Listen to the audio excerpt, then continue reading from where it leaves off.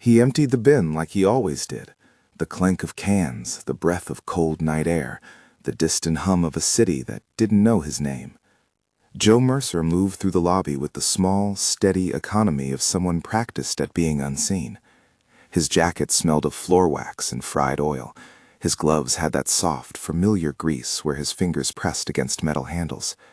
He'd learned to make himself small around people who hurried past him in suits and silk scarves, to feel the gaze slide off and find purchase elsewhere. Tonight, the building slept under a heavy rain. On the 22nd floor, lights blinked in rooms where lives were rehearsed in private. Here, in the underbelly of that luxury, Joe's world was simple. Sweep, empty, tidy, repeat. He'd worked the night shift at the Caldwell Tower for 4 years.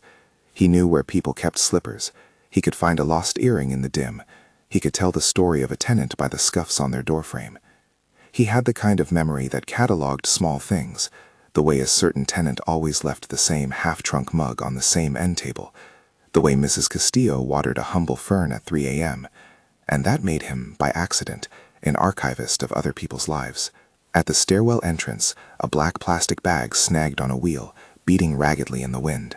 Joe tugged it loose and, reflexively, inspected the contents as he did every night, part curiosity, part habit. Trash had a language. Receipts told stories. Take-out boxes whispered routine. Shredded envelopes promised boredom. He used to pretend he was reading novels in trash. The bag was heavy. When he slid it open with the dull edge of his swipe card, a folded wad of bills slid out and landed against his boot like a small living thing. Joe froze. The bills were bundled with a rubber band, practical and precise. When he fanned them, the green faces had a seriousness about them. 10s, 20s, 50s. He counted without thinking. $50,000. The number felt wrong in his hands, like he was holding someone else's gravity. Underneath the stack, something metallic flashed. A delicate silver bracelet, half hidden by a napkin, winked at him. It was the kind of bracelet a child might wear. Thin chain, a small charm in the shape of a star. He recognized the charm because he'd once seen it in a newspaper photograph. A child's wrist tucked under a blanket, a bracelet glittering as a tiny marker of who she was. The Caldwell girl, Emma, who had died in the fire last month, or so the city had been told. Joe had seen the photographs at the memorial downstairs. Flowers stacked like soft cliffs, framed pictures with bowed heads beside them, velvet ribbons with beloved daughters stitched into them. He'd watched the grown men and women in black accept condolences with a kind of practiced sorrow that looked too clean to be true. Tonight, with the bracelet slipping warm between his fingers, he felt the practice of grief tilt. Then he found the receipt. It was small, crumpled, damp at the edges. The header said Briar's Corner, a coffee shop 3 blocks from the lakeside cabin, dated the night before the Caldwell House fire. The timestamp matched an hour when the town was supposed to be asleep, and the name scrawled at the bottom wasn't the name of the stepmother who signed the condolence book at the memorial. It was a name Joe didn't recognize. Below the receipt, tucked between bills, there was a thumb drive, the cheap plastic kind that stuck to the magnets on Joe's fridge at home. Its surface was scratched from use, but there was a tiny label, Henry. The label pulled at him with the stubborn curiosity of a stray thread. Joe knelt on the damp pavement, the rain hissing on the sidewalk, and imagined what could be on that drive. A video? A recording? His mind made a cautious pilgrimage through possibilities he hadn't earned the right to imagine. He thought of the photograph of Emma in the newspaper, the neat lines of lilies at the funeral, the empty chair at the Caldwell table where a child's laughter used to belong. He thought of the way the stepmother, Celia Caldwell, had smiled in front of cameras, textbook composure, a practiced inhalation of grief. The money had to mean something. Money wasn't trash. Money was a transaction. Joe had learned enough about people to know that when large sums moved, they left fingerprints that didn't wash off with rain. For a breath, Joe's thoughts went to the practical. A $50,000 windfall could fix his car, buy his mother a plane ticket, put a year's worth of groceries between them. He imagined the worn sofa at his apartment no longer sagging, his sister's school lunch money not a monthly worry, a doctor appointment not postponed. He could walk away, become someone the world had not noticed because he had stepped into a better life. But the bracelet was a child's. The receipt cued a place and a time. The thumb drive had a name, Henry, the patriarch who, in the headlines, had lost his child. Whatever this bundle was, it wasn't mere waste. It was a clue. Joe closed the bag carefully, like a man closing a book he didn't want anyone to read. He folded the money into the inner pocket of his jacket, balancing weight and conscience, and tucked the bracelet and the thumb drive into a small cigarette box he kept for odds and ends. He told himself he would do something responsible. He told himself he would hand everything over, that he wouldn't be the person who made his life better on someone else's cost. When he got back to his cart, the lobby was empty. He lined up his cleaning supplies with neatness born of habit, thinking of the simple dignity of making things presentable. He turned the key in the boiler room door, and standing there in the blue-lit hush, tried to imagine how anyone would explain 50 grand in a trash bag. A black market exchange? A payoff? A payment for silence? He didn't yet know which of those answers would be true. He knew only the weight. Word of the Caldwell tragedy had been on every channel for weeks. The fire had been the kind of headline that feeds itself. A wealthy family, a tragic loss, whispers of negligence. Celia and Aaron Caldwell, stepmother and estranged brother, stood on porches and in front of fountains and accepted condolences with tight lips. Henry Caldwell, the father, was a man with money to drown in and a sorrow that broadcasted itself through the town like a weather front. He had walked the memorial like an actor who had lost a line and kept going anyway. The community had done what communities do, brought flowers, brought casseroles, lighted candles, and read Bible verses aloud. Cameras had captured 1,000 small human gestures, and the Caldwell name had become both headline and hush. Jo had never known Henry. He knew only the portrait in the lobby where Henry stood, hair swept back, a smile like a bank vault. The portrait had been put up the morning of the memorial, unasked for and very gallery-worthy. Jo dusted it sometimes, because dust made every picture look old faster. He thought, too, of the kid's bracelet. He had seen a child in a newspaper photograph, eyes turned down, a small mouth turned inward in a way grief makes smaller. The bracelet on that child's wrist flashed in the sunlight of the photographer's lens. He could still see it. Now the tangible piece of that child's life rested in his palm. When Jo left the building, the rain had thinned into a fine mist. The city smelled like hot tar and wet stone. He walked the long way home, past a late-night diner where the neon hummed and 4 regulars argued softly about a game on television. He took the back alley and saw through a window a television where the Caldwell family portrait rotated in a memorial montage. Someone was saying something about community and loss. The anchor's voice was flat and precise. Jo told himself again that he would do the right thing, but the right thing had many shapes. He could drop an anonymous tip to the police with no names attached. He could walk into the station and hand over the evidence, and then walk away, leaving an awkward trail of questions and a life he couldn't afford to be tangled in. He could take the money and never look back. That last thought made his throat dry. On his second thought, he did something that felt like prayer and a bargain. He went to the only person he trusted in uniform, Officer Leela Reyes, the night patrol who rolled by the tower sometimes. Leela had once stopped to help him with an elevator jam. They had exchanged small talk about her daughter and his sister's school. She had treated him like a person then, which had made him feel ridiculous and seen in equal measure. He found her at the coffee shop on 9th where the patrol cars idled like metal beetles and the night workers warmed their hands on travel mugs. Lila's face brightened when she saw Jo. A small thing, but Jo collected such moments like daisies because they proved the possibility of being acknowledged. "I found something," he said, lowering his voice. She bought him a coffee without asking what kind. Her eyes watched him with a patience that made his confession feel less like a performance. He told her about the bag in the rain, about the money, the bracelet, the receipt, the drive. He slid the cigarette box and the envelope across the table with a gesture that was all at once urgent and ashamed. Lila's fingers brushed the items, then closed around the thumb drive with a steadiness that had nothing to do with habit. She said simply, "You'll bring it to the station with a statement, Jo. We need a chain of custody." "Can they trace it?" he asked. She considered him, the coffee steam ghosting between them. "Everything leaves a trace," she said. "Receipts, cameras, the drive itself might have metadata. If there's something, and I mean if, this will help us know where to start." Jo wanted to say that he hadn't been sure he'd do it. He wanted to say that some nights there were temptations, that a money bundle could fix a life, but they both knew what the right thing looked like.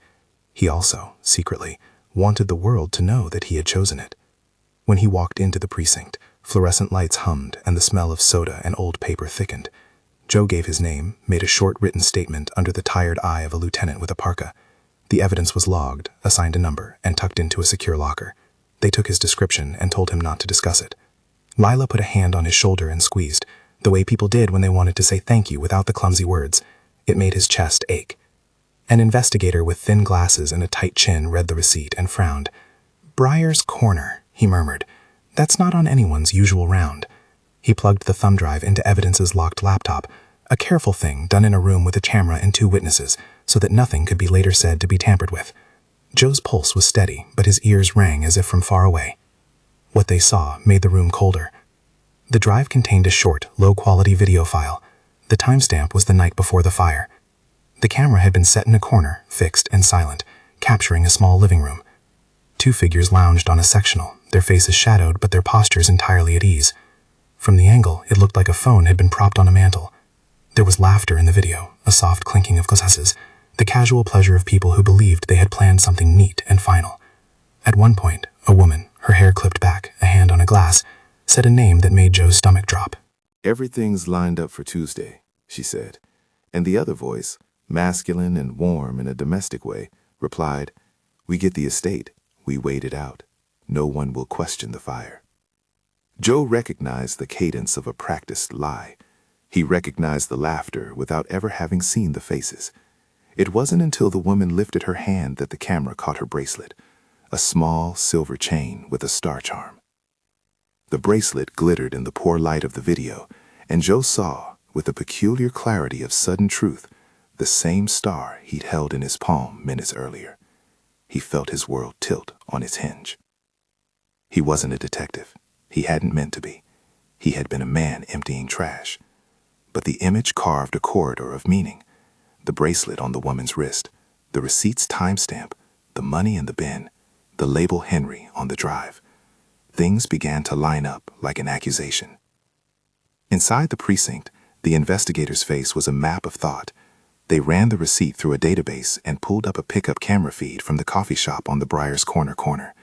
The video showed a sedan pulling up at 10:48 p.m., a woman getting out, hood up, moving quickly. The license plate was grainy, but it existed. The investigator tapped the keys like someone turning a lock. "This gets us a vehicle," he said slowly. "This gets us a timeline." Across town, the Caldwell household continued its public performance. A staged grief is an artifice with its own rhythms. Celia and Aaron took calls in the morning about floral arrangements and fundraising for the child's scholarship. They appeared in carefully composed statements, their words layered with polished sorrow. The cameras loved them. They were photogenic and practiced. On the evening news, a local anchor read a line about the family's private devastation, and a columnist praised the dignified strength of those left behind. Henry Caldwell, meanwhile, aged before the cameras into something fragile and large all at once.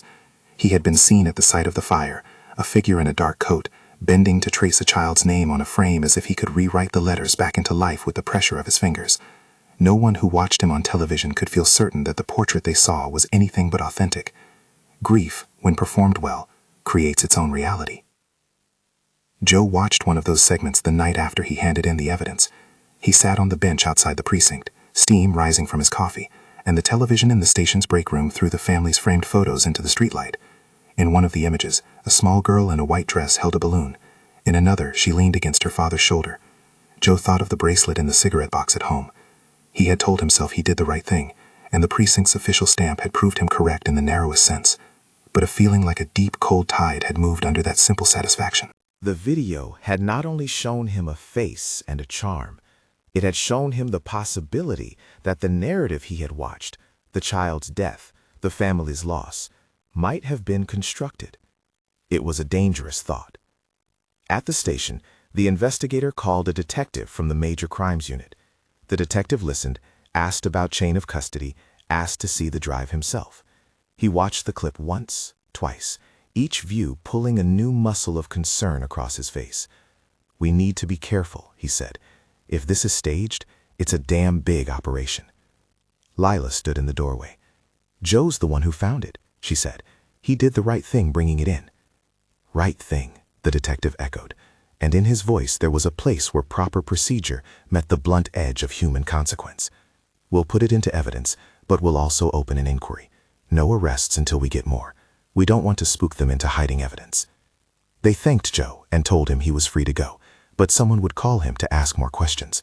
They suggested he stay reachable. He left with the kind of relief that makes her shoulders slack before worry tightens them again. Back in the neighborhood where the Caldwells lived, a different performance furrowed beneath the chandeliers. Celia's phone lit up with messages of support. There were casseroles left at her door. She and Aaron arranged the house for visitors, standing in doorways and letting people touch them in the places the town expected to be touched. At night, however, there were calls behind closed doors. One such call involved a voice that used words that sounded like business rather than mourning. "The drive is gone," the man said. "Disposable. Trash. No trails." "Good," the voice answered. A woman's voice, with a laugh not quite like the one in the video. "We can't have bank records or anything. If Henry suspects, we'll cut our losses." The ease with which they spoke about cutting losses made Jo sometimes think of the word hush as an animal, small and brutal, that ate truth for a living. For the next few days, nothing in the paper hinted that anything had shifted. The memorial continued.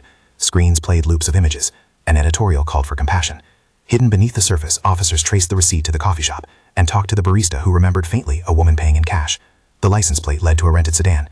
The detective paused over the bracelet image and ordered a comparison to Emma Caldwell's hospital bracelet, a small item the funeral home had cataloged. They found the maker's stamp, tiny and clean, an identifier that linked the charm to a batch sold not far from the town. Pieces clicked into place. The police felt the slow geometry of a case forming.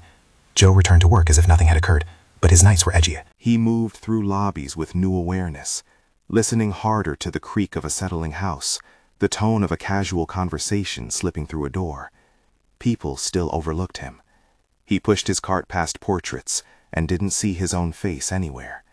Being invisible was a protective cloak and a cage. At the Caldwell Memorial, Henry knelt beside the child's headstone one morning and placed both hands on the cold stone. He didn't notice the counselor with a clipboard or the photographer framing the shot. His eyes were dry. His jaw was set in a way that made him look like he held a secret too big for his body. When he leaned in, he whispered the girl's name. It sounded like a benediction.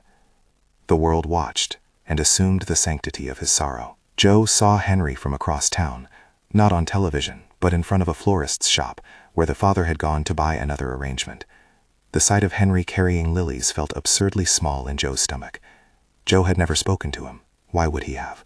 But in the months since the fire, Jo had watched Henry in portraits, in news bites, as if a stranger divorced of daily flesh could be known through the media's lenses. Now Jo wondered, not for the first time, how it felt to be both visible and alone. Henry's life, everyone insisted, was an open book to the town, even as it felt hermetically sealed to his heart. As the investigation pushed forward in small, methodical steps, Aaron and Celia carried on. They attended a community vigil with perfectly hollow faces. They answered questions about handling the estate like actors rehearsing a well-worn scene. They did not, publicly, acknowledge that someone might be pawing at the souls of their story. The rental car was traced to an address on the outskirts of town, a storage unit business where the renter's signature was a neat scrawl. The renter was connected to a low-level contractor who had done odd jobs for the Caldwells. The threads were delicate, and they braided into a suspicion rather than a proof. Detectives interviewed the contractor and discovered a curious bank deposit timed 3 days before the fire, a large sum that had gone into an account held in the name of a shell company. While the detectives played the slow, dull game of law, subpoenas, warrants, quietly called witnesses, Jo sat in the fluorescent lull of his evenings and counted the mundane things that made up his life: coffee, rent, the handful of people who noticed him sometimes. The compulsion to be invisible remained. He liked the safety that came with obscurity. But the sight of that bracelet and the images on the drive had moved something inside him. He had, in a single motion, become a small part of someone else's motion toward truth. Word leaked in fits and starts. A friend of a friend told a reporter that something was funny about the timeline of the fire. Another whispered that the memorial's floral arrangement seemed staged. Rumors were the town's way of testing a claim for soundness. Some sank, some floated. The local headline, however, still read, "Family Remembers Emma," and printed in the center an inset of a smiling child. Then, one afternoon, the detective called Jo directly. He sounded measured and professional. "We might need you to speak to a grand jury if it comes to that," he said. "For now, keep your phone on." Jo's palms went damp. The room in his small apartment where he'd placed the cigarette box felt suddenly full of old dust and meaning. He touched the small, neutral ashtray beside the sink, the place where he'd hidden a brace of change and the safe word of his life. He thought of his mother's voice, the way she had taught him to be honest, because lies are heavier than truth, and honesty pays its debts slowly, but it pays them. For weeks, his nights were full of small, ordinary duties and a long quiet between them. He slept in fits, waking to the sound of a siren or a neighbor's radio. He kept waiting for the phone to ring, for the detective to say they had enough. He kept thinking of the woman in the video, the soft way she had said, "We get the estate," as if it were a schedule on the fridge. He imagined the child who had worn the silver star, a girl who might have been in a room where the light turned and did not turn back. At the end of that month, the press announced a probate hearing scheduled in town to finalize the transfer of the Caldwell estate to Celia and Aaron. It was a procedural thing, officials said, a matter of estate law that the town should respect. The notice to creditors had been filed, the executors named. To the public, it was an administrative flicker. To those involved privately, it was a coronation. The day before the hearing, Jo walked past the Caldwell house in the Eastern Ridge, where the fireplace still smelled faintly of smoke, and the garden had been trampled into the flattened memory of a morning's calamity. He paused at the edge of the property and watched in the small, observant way he had honed, the gardener planting a new set of daisies, the security guard adjusting his radio. From where Jo stood, the house looked like any other large, expensive dwelling, a monument to a life of currency and taste. It hid its ceremonies behind shutters. He thought about how little the world saw him, and how much he saw. In the pocket where he had once tucked the money, a small dent remained, as if a ghost resource had left an indentation on his life. He had resisted. He had given the evidence to the police. He had told himself he had done the right thing. The right thing, he believed, would have a slow, steady trajectory. It would not make noise. It would not create headlines. It would simply be right. But the town was about to watch a public scene that could turn the right thing into justice, or into a spectacle where power smoothed the path back to the old arrangement. Jo had handed the key to the lock. He did not own the locksmith's skill. He felt both relief and a cold edge of fear. If he had been brave by choosing the honest path, would that be enough when the system started to test the evidence against the weight of money and appearances? Inside the Caldwell Manor, Celia and Aaron rehearsed the morning's faces. Celia smoothed a sleeve the way someone rubs a talisman. Aaron paced the study, a man pretending to be a pillar, but feeling the small tremor of exposure beneath his boots. They had, in private, argued about moving certain documents to a safety deposit box, about making sure that nothing accidental could be found. For them, the probate hearing was a necessary legal step and the last formality between them and a fortune. They let strangers call them sympathetic and earnest, because to be accepted by strangers was an effective camouflage. At night, Jo sat at a diner booth and read the small stack of headlines. People around him spoke loudly about the hearing. They talked about the child's legacy and whether the town should establish a scholarship in her name. Jo kept his head down, his hands around a cup that was too hot, and he let the conversation wash over him like a tide that was indifferent to shore. He did not sleep that night. He thought of the small star bracelet and the video, and the way the woman's wrist had shone when the light caught it. He kept thinking how a small, bright thing could fall into a trash bag and then into the hands of someone who had nothing to gain except the possibility that truth matters. When the morning came, Jo was already on his feet. The city air felt hard and bright. People had gathered outside the courthouse steps in the way they gather for public seasons of drama, some with cameras, some with opinions, some with snacks. The press parked like a flock, and their microphones rose like stalks. Jo felt at once invisible and unbearably exposed. He watched as Celia arrived in a black dress that looked expensive enough to announce stability. Her smile had been tempered into dignity. Aaron followed, his jaw set. They walked up the marble steps like actors entering the next scene. Jo felt his throat tighten. There was a thin line between being present and being the center. He had never wanted to be center. He had wanted instead for the faded thing he had found to mean something larger, to allow an unjustly arranged life to be tested by truth. If truth came, it would be because an invisible person had chosen to do one visible thing. That was a small miracle, nothing dramatic. No medals, no banners. Just the moment when people who had willfully looked away were forced, by evidence, to look back. Inside the courthouse, the probate judge prepared a stack of papers. The public seating filled with neighbors who had opinions and reporters who had deadlines. The estate would be settled if the paperwork stood. It was, by procedure, a simple thing. By human measure, it had the power to bury suspicion beneath the formal grace of legality. The detective, who had been silent for days working the back channels, arrived with a face that had been laser-cut by concentration. He carried with him a small folder and a plan that to Jo seemed both delicate and audacious. The items of evidence had been entered, catalogued, fingerprinted where possible, and their provenance established. The drive had been analyzed, the video had been secured by experts. The bracelet's maker had been contacted and had verified the small batch. The charm was not common. The detective sat near the front and watched the family take their places. Jo, in his plain jacket, remained near the rear, a shadow among many. For the first time since he had found the bag in the rain, he felt courage less like a decision and more like a current beneath the skin. He had done the small thing, and the current under the world churned towards something. In the hallway, an assistant district attorney consulted the detective in a low tone, presenting options that considered procedure, defense tactics, and the subtle dynamics of a high-profile guardianship dispute. The legal language, the motions, the case law, these were heavy tools, and they were now being applied to the fragile things Jo's hands had held. Outside, photographers adjusted their lenses. Inside, the judge called the room to order. Voices lowered. The paper rustled. Jo's name, the man who had cleaned the lobby and handled the bag, and then placed a cigarette box with a small silver star in the custody of the law, had been reduced to a line in a report. It existed as an access point, but was not, in ordinary terms, a hero. He did not ask to be one. He had simply opened his hands to the right thing, and that was enough. The court session began with the formalities of law: proclamation, attestation, signature. Celia and Aaron answered questions with the exact tone required of those who hold themselves as stewards of memory. The judge's pen scratched like a metronome. Outside, the world watched. Unseen to everyone in the room, a small cluster of people in an evidence locker had analyzed the video until its noise smoothed into pattern. They had found, in between laughter, the faint tread of voices that matched phone logs and bank transfers. They had tracked purchases that fit odd expenses reported by the contractor who rented the sedan. The chain was not yet closed, but the links had a plausibility that made people in the room shift their feet. At the bench, the judge made a routine observation and then unexpectedly paused. The detective nudged the assistant DA, who rose and spoke in an even voice about a motion filed earlier that morning. The air in the courtroom pressed forward. Jo's chest thumped in his ribs like a bird. The legal's voice unfolded the motion. Custody of the estate was contested. The court had received an anonymous tip raising questions about the cause of the fire and the propriety of transferring the estate at this time. The assistant DA did not say where the tip had come from. Such omissions are common in the early maneuvers of a case. But the motion asked to stay the probate pending further investigation. A murmur moved across the room.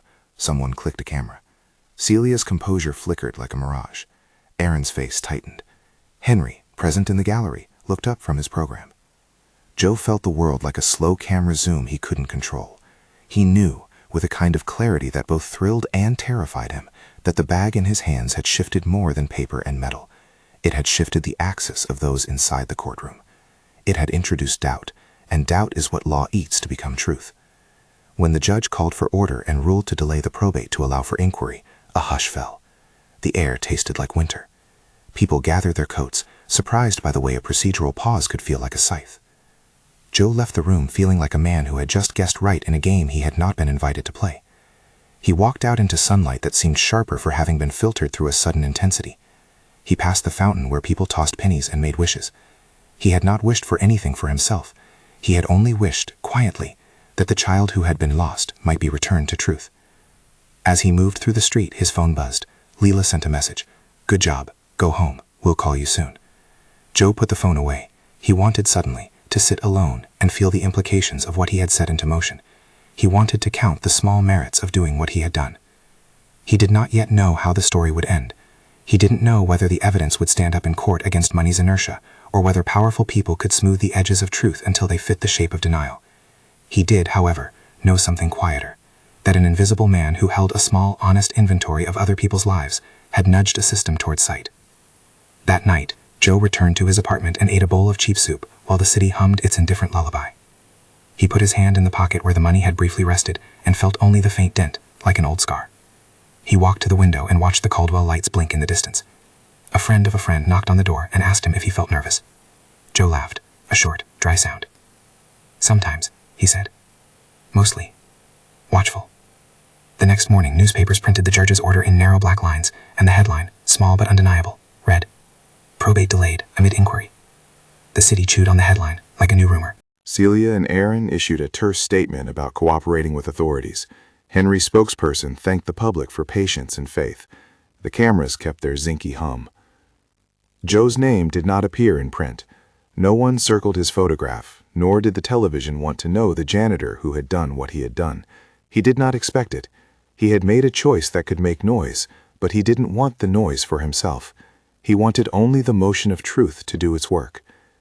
In the weeks that followed, detectives moved through schedules and subpoenas like miners through a seam, careful and patient. They found bank transfers and invoices and small, crooked payments. They matched handwriting on a rental agreement. They pulled a grainy still from a camera that showed a woman's silhouette by a service door on the night in question. They traced phone pings to rural coordinates on the night of the fire. And yet, just as plans began to ossify into certainty, the world pushed back in ways the detectives could not always predict. Celia's attorney, sharp and experienced, filed motions to suppress certain evidence, argued the admissibility of the drive, questioned the chain of custody. The legal game began to polish its knives. Jo watched it all at a remove, his hands wrapped around a cup of coffee, his life compact and measured. He was not immune to fear. He knew that when powerful people fought to protect themselves, they did it with a language that bends the law's edges. He also knew that his action had catalyzed possibility. That alone had a quiet glory. Then, one evening, Leela called him from her patrol car. "We've got to talk," she said. Her voice was the small crack in something that had always seemed steady. "Meet me at the diner in 20." Jo walked to the diner and slid into the booth. The bell over the door chimed, as if the world wanted to punctuate the moment. Leela's face was serious. "They're not just going to sit back," she said. Celia's lawyer called in a favor. "Aaron's been making quiet deposits into a series of small accounts. The contractor is talking about cash payments that didn't have clear invoices. It's messy. We need to move carefully." "What does that mean for the footage?" Jo asked. "It means it's now evidence in a larger machinery," Leela replied. "It means we have to be precise with what we say and when. It means—" She swallowed. "It means we might have to call Henry in for a conversation, in private." Jo had never wanted more attention than a nod. The idea of Henry Caldwell, all the way on top of the town's social ladder, folding his life into the process, felt enormous. It felt also right. The father had a right to know if his grief had been appropriated. "We're going to do it carefully," Leela added, as if that would calm Jo's rattling nerves. "No grandstanding. We follow procedure. You did the right thing bringing it in. You should know that." Jo let the word settle. He had wanted, when he first slid the metal through his fingertips, for an ordinary dignity to hold a wrong accountable.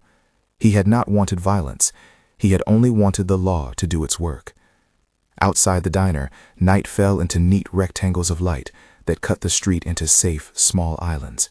Jo lingered a moment under a lamppost, feeling the city's breath. Then he followed Leela back to her patrol car. She drove him to a side door in the courthouse, where the detectives kept difficult conversations from being shouted over by press escorts and curious neighbors. The place smelled of old coffee and paper and the small bureaucratic patience that lets a justice system do its slow work. "There are a few moving parts," Leela said as they walked the corridor. She spoke in short sentences, the kind that held plans instead of spilling them. "We found the vehicle, traced payments, and pulled some bank records that don't look good. Your drive gave us more than a clip. Metadata, timestamps, even a rough GPS ping that matches the rental near that storage lot. We're getting a warrant for the unit and another for the contractor's place." Jo kept his face unreadable. He had left the cigarette box at the precinct. Law had his little things now. It was both a relief and a small humiliation to know his private curiosity had become official property. If you love real-life twists and true courage, hit subscribe. More stories like this, a voiceover might have said, if the city were a television. Jo would have rolled his eyes. He had never wanted an audience. He wanted answers. They moved quietly. The detective, thin glasses, patient hands, met them at the locker room corridor and laid out the plan in clipped motions. Search warrants for the storage unit, precisely timed, with a small team to avoid tipping anyone. Subpoenas to the bank to freeze suspicious accounts. A forensic lab scheduled to process the thumb drive and any jewelry for traces the funeral home might have logged. If anything in their chain of evidence looked wobbly, they would be cautious. They would not give Celia and Aaron an opening to clean up a story that might already be broken. The storage unit, when they opened it, smelled like damp carpet and old paint. It was a mid-sized space crowded with boxes labeled in neat, anonymous hand. The contractor's name, slim and tidy on a rental form, matched a signature on a set of invoices the detectives had pulled. Under a stack of holiday decorations, wrapped neatly in industrial garbage bags like something never meant to be reopened, they found what the search had hoped for.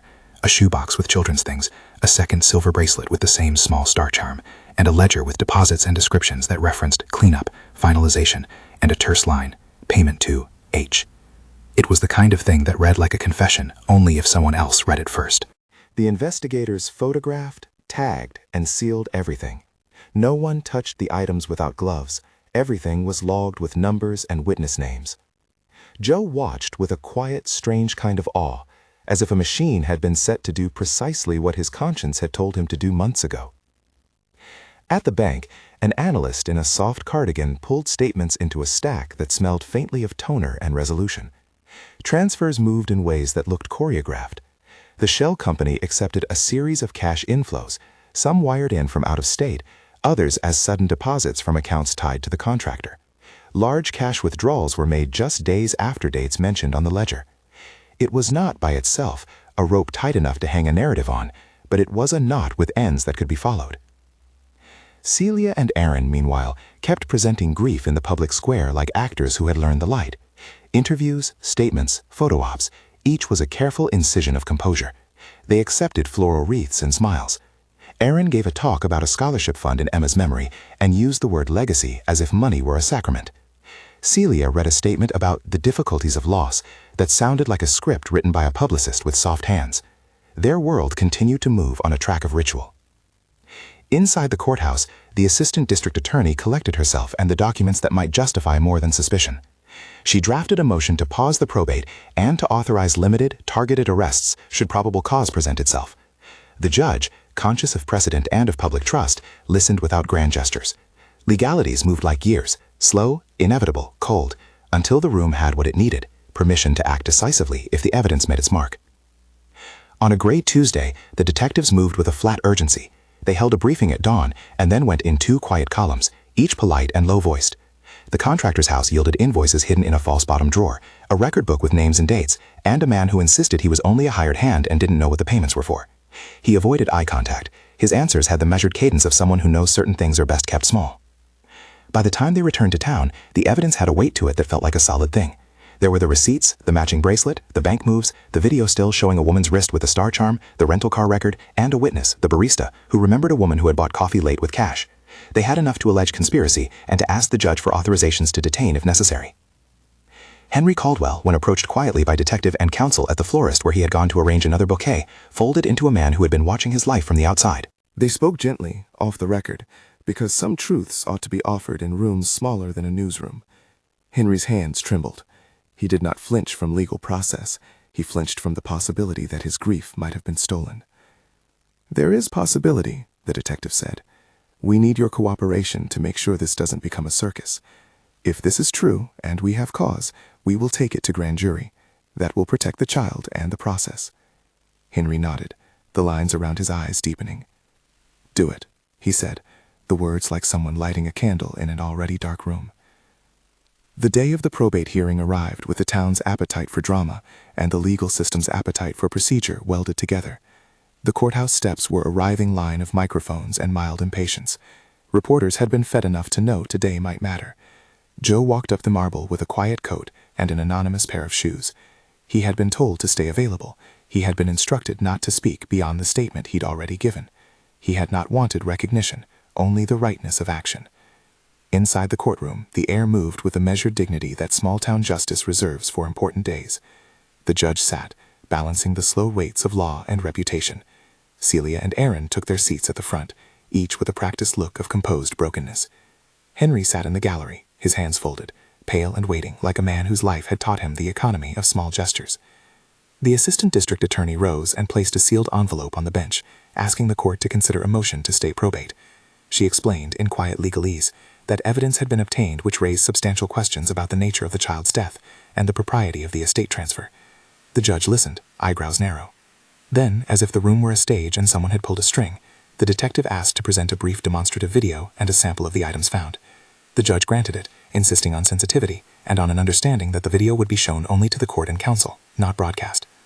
The clip was played on a small screen set up in the front row. Even in the low quality, the interior of that living room had an intimacy that made people in the courtroom lean in. The laughter that had once sounded like triumph now landed as evidence. The camera caught a small wrist as a woman lifted her hand, and there it was, the star charm flashing like a tremor of truth. In the hush that followed, a murmur ran through the public seating. Celia tightened her grip on a program. Aaron's jaw worked in a way that suggested calculation had met possibility, and that neither liked the contact. The judge asked for a brief recess. Outside in the corridor, reporters clustered like a tide. The judge returned, and after a short conference with counsel, announced a stay on the probate pending further investigation and the potential for criminal referral. The crowd in the room exhaled in ways that sounded almost like relief. Then came the move the detectives had arranged with careful hands. With the judge's blessings and with warrants signed the night before, officers moved to detain Celia and Aaron on charges related to fraud and potential conspiracy. They were placed under formal notice and escorted from the courtroom. The motion had not been designed as a dramatic reveal. That was merely a consequence of law catching up to performance. Handcuffs were applied with procedural calm. No shouting, no violent scuffles, only the quiet click of a mechanism that said, "This goes more places than we will let it." At that precise, disorienting moment, an officer at the back of the court signaled. A small figure, previously kept out of sight behind a protective screen, walked into the aisle. She was slight, nervous, and younger than the photos that had been in the papers. Emma. The room remembered her as an image. In the flesh, she was a small human being, taking up space she had been told did not belong to her. Henry rose, and something honest and raw broke across his face. He moved toward the aisle as if pulled by an old compass. Emma paused, eyes wide like someone waking from a long, confusing dream, and then she crossed the distance and reached for him. There was no rehearsed apology or scripted speech, only the sound of two bodies finding a fit they'd been denied. She threw her arms around him, and Henry held her as if he had been waiting for this small gravity for years. The camera sought that image, and found it. Father and child reunited with a violence of tenderness that made the room hold its breath. No one slashed the moment with shouted exclamation. The detective took a step back, letting the human thing be human. Celia, who had been smiling like a professional mourner, made an expression that was nothing more than a hard, fast blink. Aaron's face collapsed into a look of something like recognition that his theater had been detected. Their lawyers began the work of damage control in harsh whispers. Arrest procedures took their measured course. The judge reminded the room of order. Reporters scribbled. Joe stood in a corner, his palms in his pockets, feeling the world tilt in a way that the night he found the bag had promised. He did not move forward to claim the scene. He had been the hand that had opened a door. He would not be the one who barged through it. He watched Henry and Emma and felt a small, private satisfaction that had nothing to do with camera flashes. The arrests were formal. Booking numbers, fingerprinting, brief statements. The detectives had not claimed to have solved the whole puzzle, but they had enough to make probable cause for detention and to bring the case to a grand jury. That was how the law did things, one careful step at a time. The town watched as its narrative bundle unraveled. A shell company here, a contractor's deposit there, the video and the bracelet like a quiet, irrefutable stitch. In the weeks that followed, the city watched the legal machinery churn. The grand jury met behind closed doors, subpoenas were issued, depositions were taken. The courthouse buzzed with a new, more serious energy. Journalists called and asked questions that investigators could not answer. Joe kept his phone on, as requested, and his life continued to feel like one leg of a seesaw unexpectedly raised. Henry and Emma took cautious steps through the strange new landscape of reunification. Therapists and counselors were involved, not as a catharsis show, but as the slow, steady instruments of recovery. Emma did not give rallies or speeches. She accepted small kindnesses and took time to learn how to trust the ordinary world again. Henry, quiet and present, learned to let small details of family life pile up again. Grocery lists, a child's messy shoes, a laugh at breakfast. He was careful, as men who have been fooled learn to be, vigilant not to let performance fill the spaces where truth was meant to live. News cycles churned, and the initial shriek of scandal settled in the steady hum of court dates and paperwork. The DA's office prepared indictments on a roster that included conspiracy to commit fraud, perverting the course of justice, and charges related to the alleged disappearance. That the law moved slowly did not mean justice would not move at all. It simply meant the system refused the rush that might contaminate facts. Joe returned, after the hearings, to his rhythms. Night rounds at the Caldwell Tower, the smell of floor cleaner and hot coffee, the small satisfactions of mopping a hallway until the light hit like a clear promise. He kept his head down, in ways old habit preserved. People looked at him differently now, sometimes with appreciative nods from families who had once cast him aside, but he largely remained the man who wiped counters for a living. He liked that. Visibility, he had learned, could be a burden as much as a balm. And yet there were small recognitions. Henry, once he had a footing in the new normal, insisted on a meeting in private with Joe.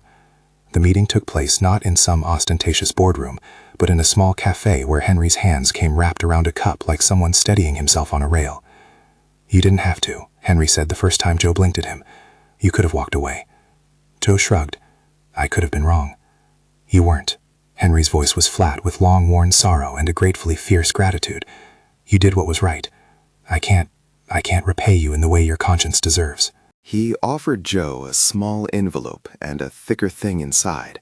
Not a coffin of cash or a pat on the head, but a formal letter of thanks and an offer, a steady contract to maintain the Caldwell estate on better terms, a wage that would let Jo breathe in ways he had not known he had missed. The offer was practical and dignified. Jo accepted with an awkwardness that matched his small, careful life. "He won't be here for speeches," Henry said later at a small private gathering, "but this man, Jo Mercer, has been our proof that truth can be found in places no one thought to look." The town did not erect a statue. They did something quieter. The Caldwell family, practically and privately, created a small fund to support those who worked in service jobs in the district and to fund school lunches for children in need. It was a gesture that knitted a small seam in a torn social fabric. Jo refused to be the center of ceremonies, but he accepted a modest plaque at the building's lobby one rainy morning, an unadorned brass plate that read simply, "In recognition of quiet courage." Neighbors who had never spoken to him now nodded. A barista he had once helped once reached across a counter and left a note that said, "You are seen." Not everything smoothed itself into easy repair. The legal road ahead for Celia and Aaron wound through indictments, plea negotiations, and a trial that would test evidence and memory and the ways money had blurred the edges of morality. Conviction was not a casual outcome. The grand jury and the courts required more than sensation, but the state had a path to follow, and the criminal process would take its course without Jo standing in the center of it. Months later, in a more private scene that no camera could properly perfect, Henry and Emma walked out of a therapist's office hand in hand. The child's laugh, small and new, fell into a rhythm that felt like reclamation. They stopped on a sidewalk by a bakery where the air smelled of sugar and warmth. Emma, without fanfare, turned to Jo, who was tying a broom strap at the building entrance. She ran to him with the happy, fierce confidence children have when they are not performing grief. She threw herself on him in a quick hug, said thank you in the unadorned way children mean it, and scurried back to her father. Jo felt something unnameable, like a small light turned on behind his sternum. He brushed his gloved hand over his palms, a modest acknowledgement. Henry offered Jo a nod in the quiet way men sometimes do when words feel too big for what they intend. Public attention faded with the seasons. The scandal leaked into the town archives and then out of its memory the same way winter leaves a place for spring. When the trial finally came, it was a legal tapestry stitched with the threads the investigators had pulled: the ledger, the video, the bank transfers, the contractor's statements, the barista's testimony, the bracelet's maker, and Jo's original discovery. The public saw transcripts and argued in coffee shops. In court, the judge instructed the jury to look only at the evidence and not at the drama. Things proceeded the way law books suggest they should, slowly, methodically, in ways that both built and unraveled narratives. Verdict day was discreet, and not the crescendo tabloids had imagined. Some charges stuck, others were shuffled through plea deals and negotiated outcomes. Those consequences were not the instant moral reckoning that a single night of discovery might have suggested. They were the quieter form of justice, messy and pragmatic, and true to the limits of institutions trying not to overreach. Victims and families moved through settlements and arrangements, agreements and enforced plans to protect Emma's future. In the dust that followed, Jo kept his job, now with better pay and a small steady hope. He never liked being called a hero. Invisible hero was a flattering phrase for people who liked tidy labels. He preferred to be the man who had done the small, exact thing a good conscience requires.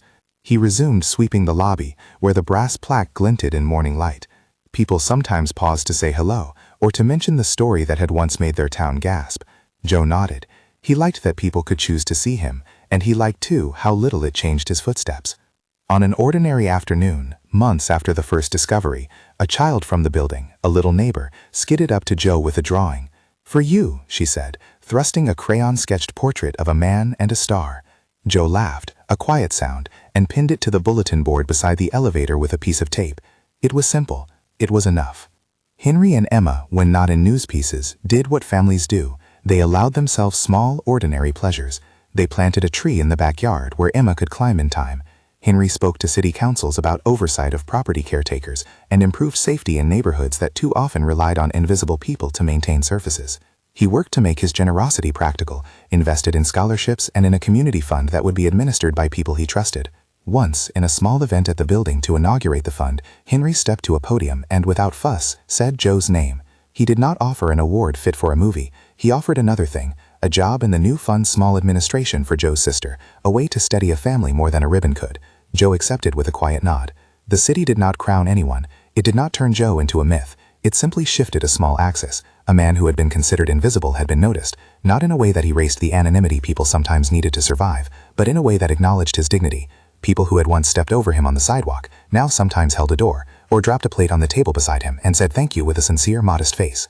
The true reward for Joe was not money or public attention.